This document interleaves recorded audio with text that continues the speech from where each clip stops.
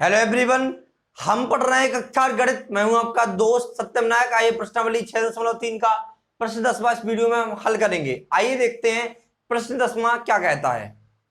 वह सबसे छोटी वर्ग संख्या ज्ञात कीजिए जो प्रत्येक 8, 15 और 20 से विभाजित हो जाए। आपको एक ऐसी सबसे छोटी वर्ग संख्या ज्ञात करनी जिसमें 8 का भी भाग चला जाए, 15 का भी चला जाए और 20 का, मतलब जो 8, 15 और 20 से प्रत्येक से विभाजित हो जाए।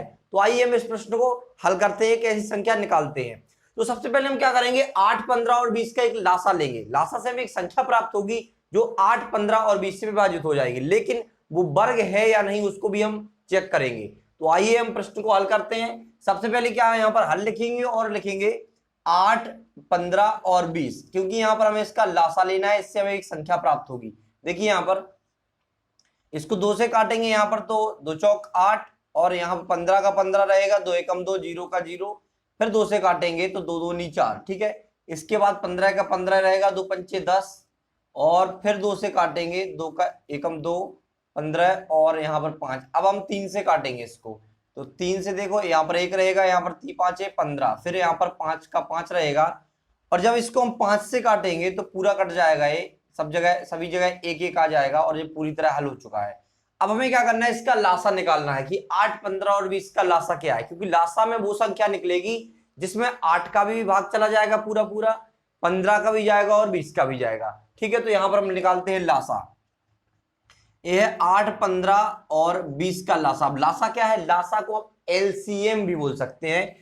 देखो यहां पर एलसीएम भी बोल सकते हैं आप लासा को, ठीक है।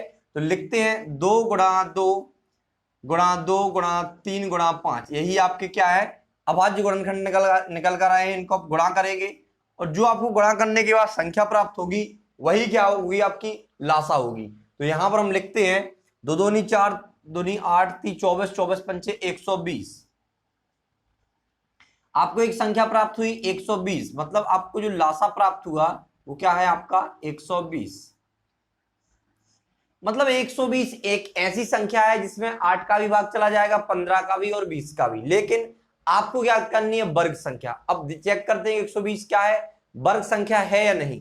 अब वर्ग संख्या है नहीं, इसका पता करने के लिए हम क्या करेंगे, हम सिंपल क्या करेंगे, अगर इसका वर्गमूल लेके देखेंगे। अगर वर्गमूल के युग्म बन गए, मतलब वर्गमूल आ गया तो समझो वर्ग है, वर्गमूल नहीं आया तो नहीं है, ठीक है। तो यहां पर हम क्या करेंगे, 120 को रूट के अंदर लिखेंगे और जो इसके जोड़े जो अभाज्य गुणनखंड है इसके, देखो इसी के लिखेंगे यहाँ पर 2 गुणा 2 गुणा 2 गुणा 3 गुणा 5। अब देखेंगे इसमें युग्म बन रहा है या जोड़ा बन रहा है या युग्म में है ए या नहीं है। तो यहां पर हम क्या करेंगे, 2 का युग्म बन रहा, लेकिन इस 2 का नहीं बन रहा, इस 3 का नहीं बन रहा, इस 5 का नहीं बन रहा, मतलब 2 3 5 ऐसी संख्याएं हैं अभाज्य गुणनखंड में जिनका युग्म नहीं बन रहा।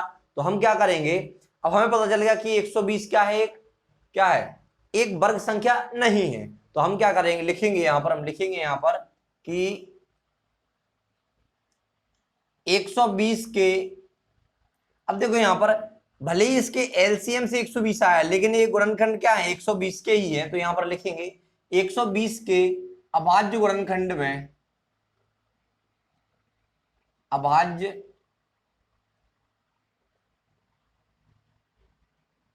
120 के अभाज्य गुणनखंड में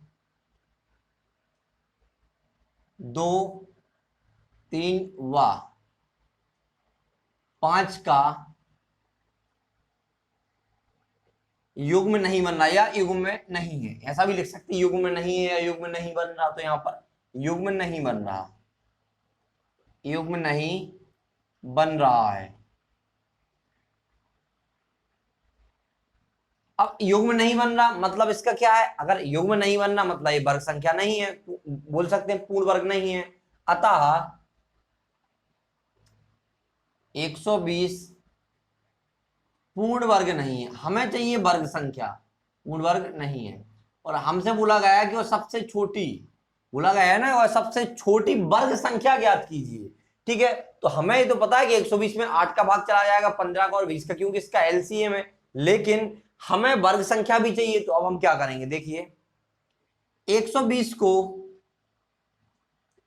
120 को पूर्ण वर्ग बनाने के लिए, 120 को पूर्ण वर्ग बनाने के लिए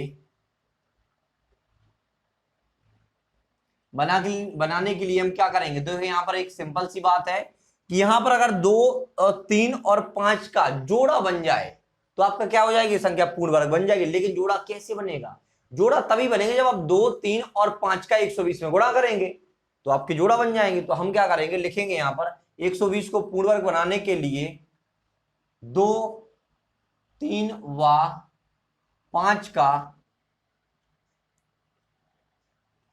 गुणा करेंगे, 2, 3 व 5 का गुणा करेंगे। देखिए यहां पर अतः 120 गुणा 2 गुणा 3 गुणा 5, तो इसके बाद आपको अब जो संख्या प्राप्त होगी वो कैसी होगी, एक वर्ग संख्या प्राप्त होगी। क्योंकि यहां पर जिसकी कमी थी तो एक देखो चेक कर लेते हैं, ठीक है, ज्यादा और चेक कर लेते हैं।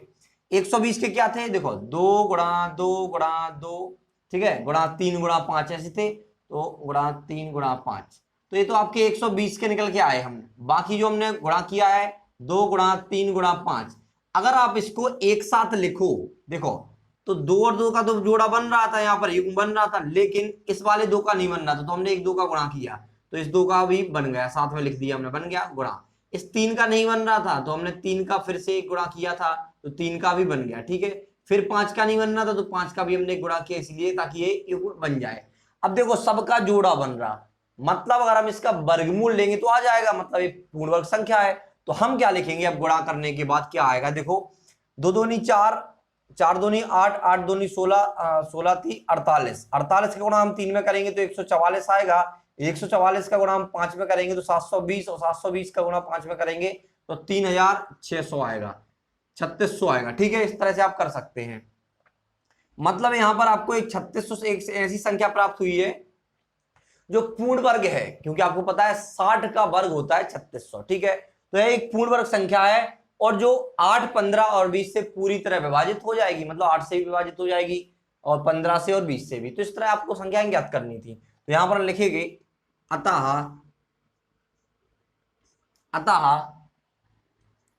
3600 वह सबसे छोटी 3600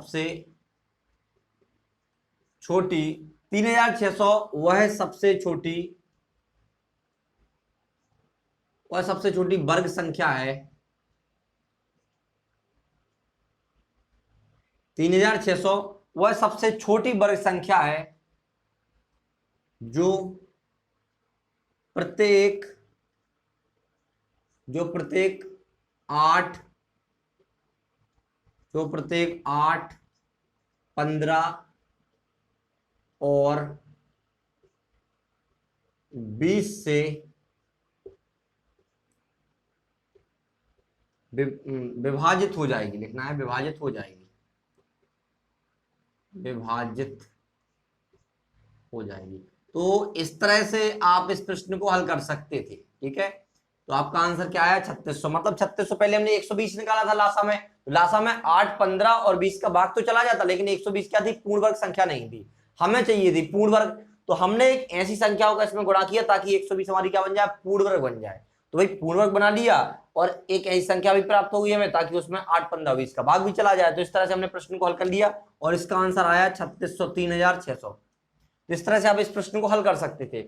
तो आशा करते हैं कि आपको प्रश्न का हल समझ में आया होगा। इसी के साथ हम आपसे विदा लेते हैं, मिलते हैं अगली वीडियो में अगले प्रश्न के साथ। Thanks for watching.